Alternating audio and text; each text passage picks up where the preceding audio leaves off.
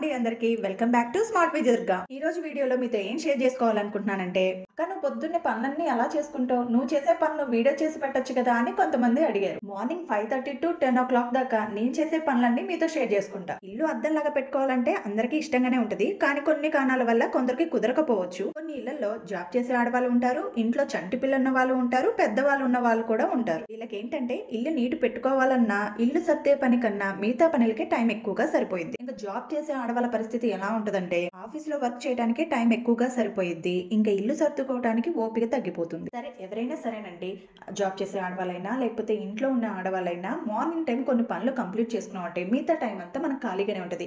కొన్ని పనులు అంటే ఏంటంటే అంట్లు, బట్టలు, ఇల్లు ఉడ్చుకోవటం, తుడుచుకోవటం, ఇల్లు నీట్ గా పెట్టుకోవటం, ఇవన్నీ 10 లోపే అయిపోవాలి. కుదిరితే వంట పని కూడా పొద్దున్నే అయిపోయిందంటే మిగతా టైం అనేది ఖాళీగా ఉంటుంది. నాకు అలవాటు అయిపోయో ఏమో కానండి, మార్నింగ్ టైం ఎంత పనైనా చేస్తా, ఇంకా 11 నుంచి నాకు పని చేయాలన్నా కూడా ఇంట్రెస్ట్ అనేది రాదు.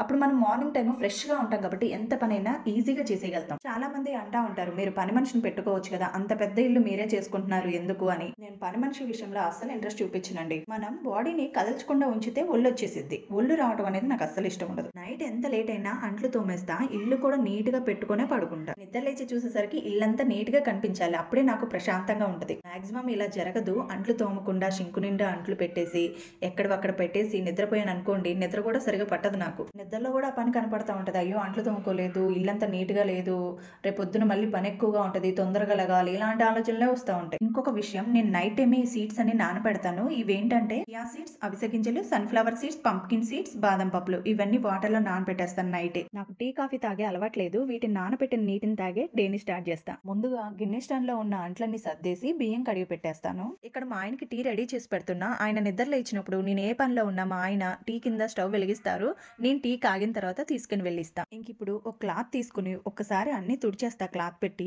తర్వాత వంటగది ఊడ్చేస్తా. బియ్యం కడిగేసి వెంటనే స్టవ్ వెలిగించాను, అది కూడా అప్పుడప్పుడు చూసుకుంటూ ఉంటా. నేను అన్నము తొందరగా వండేస్తానండి. లంచ్ బాక్స్ కలిపే టైంకి అన్నం చల్లారింది అనుకోండి, బాక్స్ లో పెట్టినా బాగుంటది. అదే వేడివేడి అన్నం పెట్టామనుకో ఆవిరి పట్టేసిద్ది. ఈ రూమ్ ఊడ్చేటప్పుడు వాషింగ్ మిషన్ లో బట్టలు పెట్టేసా, ఆన్ చేశానండి. ఇది 1 అవర్ పట్టిద్ది. మేము కూలరు సమ్మర్ లో మాత్రమే వాడతాము, కానీ రోజు తుడుస్తా కాబట్టి డస్ట్ లేకుండా ఉంటది. క్లాత్ పెట్టి తుడవటం అయిపోయిందండి. ఇంక ఈ గది కూడా ఊడ్చేస్తాను. తుడవటం అయిపోయిన తర్వాత లైట్ ఆఫ్ చేసేసా. ఇంకా బెడ్రూమ్ క్లీన్ చేయాలి. మా వాళ్ళు పడుకున్నారు కదా, అందుకే వీడియో చూపించడం లేదు. ఇందులో అన్నం కూడా ఉడికిపోయింది, స్టవ్ ఆఫ్ చేసి వచ్చాను. వాళ్ళు పడుకున్నారులే తర్వాత ఉడుద్దాంలే అని అస్సలు అనుకోను. తర్వాత అనుకుంటే తర్వాత అవుతుంది, అస్సలు కుదరదు. అందుకే ఒక 5 minutes ఫ్యాన్ ఆఫ్ చేసి నీట్ గా గది ఉడ్చుకొని వచ్చేస్తా. కొంతమంది నన్ను కామెంట్స్ లో చెప్పులు ఎందుకు అక్కడ పెట్టారని అడిగారు. వీటిని మేము ఇంట్లోనే యూజ్ చేస్తామండి. మాకు కాళ్ళకి ఆనెలు వచ్చినప్పుడు డాక్టర్ ఇంట్లో చెప్పులు వేసుకుని ఉండమన్నారు, అలా అలవాటు అయిపోయింది మాకు. అయినా చలికాలం కదండి, ఫ్లోర్ బాగా చల్లగా ఉంటుంది, అందుకు కూడా చెప్పులు వేసుకునే ఉంటాం. ఒక్కొక్కరు ఒక్కొక్క రకంగా ఇల్లు ఊడుస్తారు. చీపురు పట్టుకున్నారంటే మళ్ళీ మొత్తం గదులు ఊడ్చేదాకా వదలరు, అంటే అలా ఊడ్చుకుంటూనే పోతారు. నేను అలా కాదు, ఎక్కడ వస్తువులు అక్కడ సర్దేసి నీట్ గా అన్ని తుడిచి ఇల్లు ఊడుస్తా. మా ఆయన చెప్తా ఉంటారు, ఎందుకు అంతసేపు ఊడుస్తావు, ఊడ్చుకొని వెళ్ళిపోవాలి అంటారు. అందుకే నాకు గుర్తొచ్చి మీతో అంటున్నా. డస్ట్ లేదు కదా, నెక్స్ట్ డే తుడుద్దామని అసలు అనుకోను. డస్ట్ ఎక్కువై తుడిచే కన్నా డస్ట్ పడకుండా తుడుచుకోవటం మేలు. మా ఆయన నిద్రలో ఇచ్చారు, టీ తీసుకుని వెళ్తున్నా. ఇంకా ఊడవటం కూడా అయిపోవచ్చింది. ఇంక ఇప్పుడు ఇలా బాటిల్లో వాటర్ తీసుకొని ఇందులో కొంచెం హ్యాండ్ వాష్ వేసాను. ఇంక ఇప్పుడు ఇల్లంతా నీళ్లు జల్లి ఇలా స్టిక్ తో నీటిని లాగేస్తా. వెన్స్డే మాత్రమే డీప్ క్లీనింగ్ పెట్టుకుంటా, డే బై డే మాత్రం ఇలాగే తుడుస్తా. మీ అందరికి డౌట్ రావచ్చు, ఇలా వాటర్ పోయకూడదు ఫ్లోర్ పాడైపోద్దని. నేను మొత్తం గదులకి 2 లీటర్ల వాటరే వాడతాను. వాటిని అక్కడక్కడ జల్లి తుడుచుకొని వస్తా. అందులో ఈ స్టిక్ కూడా చాలా బాగుంటదండి, వాటర్ మొత్తాన్ని నీట్ గా తీసేస్తా. ఇలా తుడిస్తేనే నాకు ఇల్లు నీట్ గా ఉంటది. 3/4 గంట పట్టింది ఇల్లు ఊడవటానికి, ఎంత డస్ట్ కనిపిస్తుందో చూడండి. సరే ఈ నీటినంతా ఒక క్లాత్ తీసుకొని వేరే బకెట్ లోకి తుడిచి పిండేస్తా, కానీ ఇప్పుడు నాకు అంత టైం లేదు. మా ఆయనకి లంచ్ బాక్స్ చేయాలి, నాకు ఇంకా బయట పని చాలా ఉంది,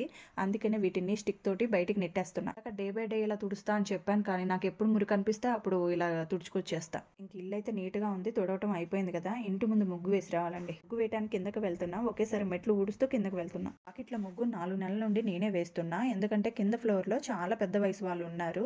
వాళ్ళకి నేనే చెప్పాను మార్నింగ్ టైం నేనే లేసి ముగ్గు వేస్తానని, ఇంకా నేనే వేసుకుంటా. నాకు మట్టి నెల ఊడ్చి నీళ్లు జల్లి ముగ్గు వేయటం అంటే చాలా ఇష్టం. ముగ్గు వేసిన తర్వాత పైకి వచ్చి ఇలా ఒకసారి చూసుకుంటాను. ఇంక ఇక్కడ కూడా బాగా మట్టి మట్టిగా ఉంది, అందుకే నీళ్లు పోసి కడిగేస్తున్నా. ఇలా రోజు మార్చి రోజు కడుగుతా. నెక్స్ట్ డే చీపురు కట్టతో ఊడ్చి తడిగుడ్డతో తుడిచేస్తా. ఇప్పుడే వాషింగ్ మిషన్ లో బట్టలు కూడా వాష్ అయిపోయినాయి, వాటిని తీసుకొచ్చి ఆరేస్తున్నా. ఇప్పుడే నేను ఫ్రెష్ అప్ అయి వచ్చి పూజ చేస్తున్నా. ఈ రోజు మా వాళ్ళకి స్కూల్ లేదు కాబట్టి ఈ మాత్రం ప్రశాంతంగా కూర్చున్నా, లేకపోతే నేను వంట స్టార్ట్ చేస్తా, మా అక్షయ్ పూజ చేస్తుంది.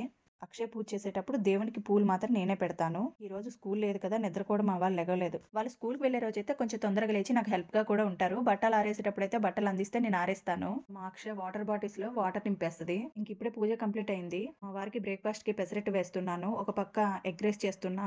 ఆయన బ్రేక్ఫాస్ట్ చేసి బయలుదేరారు కూడా ఆఫీస్ కి. ఎవరైనా పెసరట్టు ఉప్మా తింటారు, కానీ మా వాళ్ళు ఏంటో పెసరట్టు ఆమ్లెట్ కావాలంట.